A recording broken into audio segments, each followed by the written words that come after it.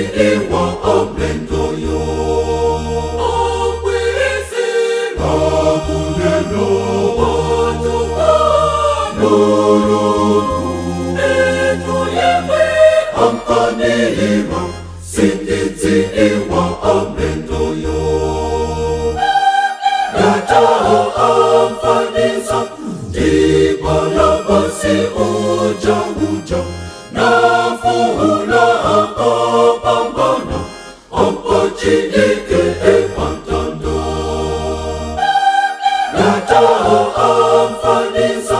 Dibalabasi uja Nafuhula akapambana Ampachilike epantando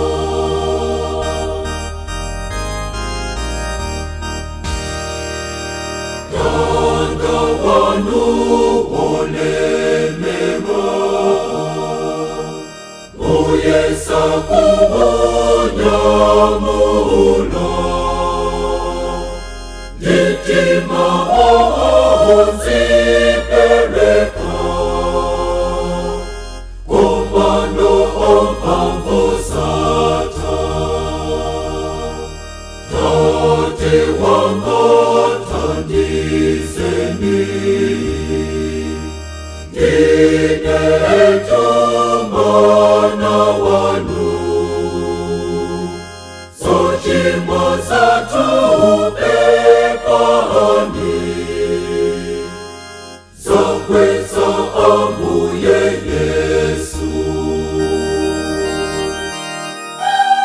Yata amfanisa Dibalabasi uja Nafuhula akapambana Ampachilike epantando Yata amfanisa Dibalabasi uja Nafuhula akapambana Ampachilike epantando Ampachilike